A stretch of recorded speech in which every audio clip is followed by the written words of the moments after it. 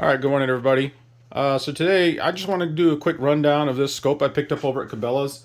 It's called the CX Pro, and this is, I believe it's part of their Covenants series, but it doesn't say Covenant on the box at all. It just says CX Pro, which was kind of interesting. And I remember when I first saw this on the shelf, I think they were selling close to 800 bucks, and I found it on clearance for a mere $400. And I was like, you know what? I think I'll give it a try.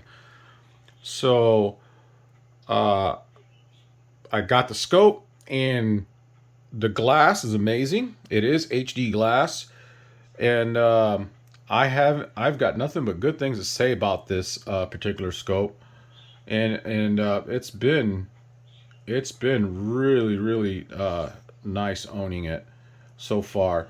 And all I can say is the scope looks like it came from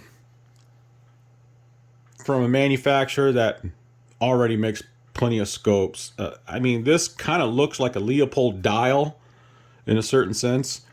And this has very audible clicks, and you can hear that. Very good. It does have a rev indicator right here. It's blue. When you go up, it'll actually continue on, but I got it locked where it's not going to go so far.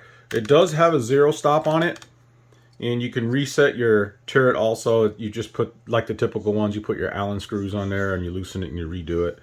But this has been a really good scope, and everything lines up perfectly, right? The marks line up perfectly. It does have a parallax adjuster here. It goes all the way down to 15 yards, which I'm sorry. Yeah, it's right at 15 yards on the book. It says 25 right here, but it does go down a little bit past that. So if you guys do any air gunning, I mean, 25 yards is plenty. It's more than sufficient enough. It does have a 56 millimeter objective. It's a 5 to 25 power. This is kind of a quick shot of what the reticle looks like. It's like just standard Christmas tree reticle. As I look through the reticle, you at max magnification. All right, so the reticle is scaled all the way down to 13 mils. If I go max, you can still use all the way to 7 mils on the reticle, which is kind of nice actually. It's almost a little bit over half the amount that you know for the scale. If you go to all the way down to, let's see, 15 power, you can actually see the entire reticle, and it's very usable magnification. Now, what I've done in the past is I'm always trying to find these scopes that, for one, is you want to be able to use a scope at every magnification level, and it's kind of hard to find them, especially the ones that are really good. And the big thing is when you do find these things, if you zoom it all the way in, you can't use it. But this, on the contrary, is extremely usable. I can max it all the way to 25 power. Still got plenty of reticle to use, and the image is very clear. Now the iBox, it's pretty good. It's not like you got to constantly hunt for that sweet spot. You can look at it, and it's easy to just get a full view, and you can stay. It's not like you got to concentrate trying to stay centered all the time, and you don't get a lot of strain on your eye. So it's very good to look through, very comfortable. The eye relief is 3.8 on their book, which is, it's pretty close to 4 inches. It's kind of, I want to say that's about right. It's pretty good. The lens is amazingly clear. I just can't get over how clear the lens is for this price point. Well, it is 800 originally, right? But for what I paid for it, I mean, this is a hell of a deal. Now, the only drawback that I can say is if you look at the construction of this scope, it is a 34 millimeter, and It's a whopping 36 ounces. I mean, you're talking 2 pounds worth of scope. It's heavy, very very heavy duty construction, and the scope, the glass. Like I said, I just can't get over how clear the glass is. And I've always been one to try to find, a. Let me see if I can get you a nice image here. So, almost. Just bear with me. Okay, look, right there.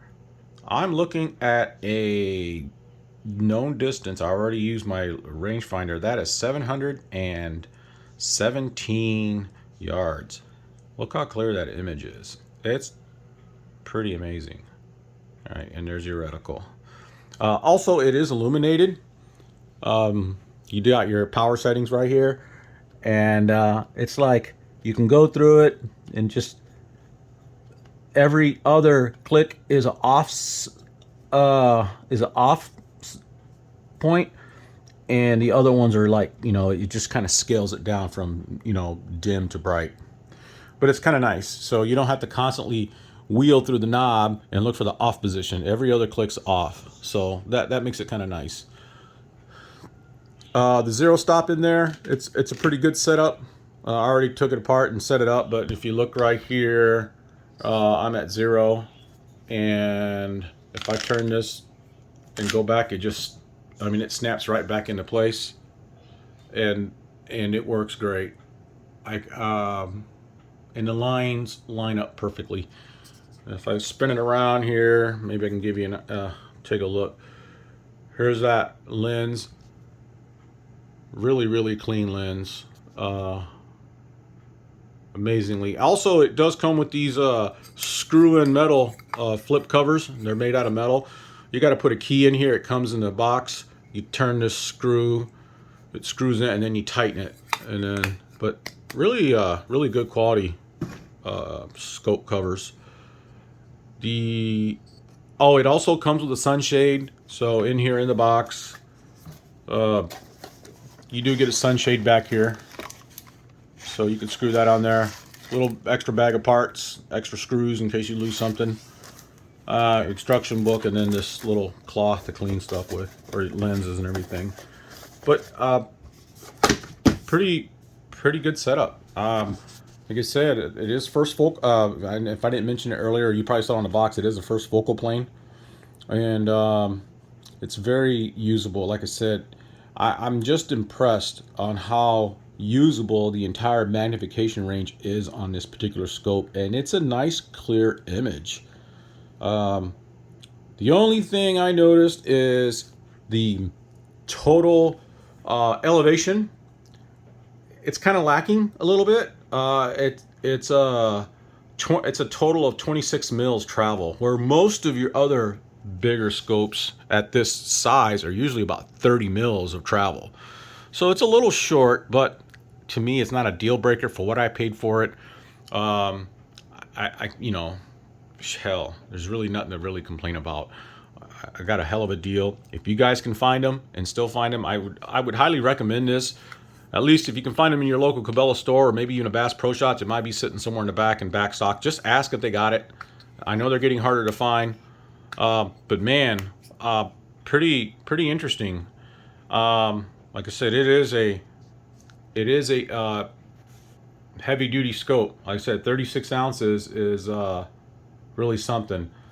So, but that's all I got to show. I just figured I'd do a little video on this thing because there really isn't any videos, I don't think, that I've seen that have this. Every time you type in Covenant or a Cabela scope, it'll always be the 7 series.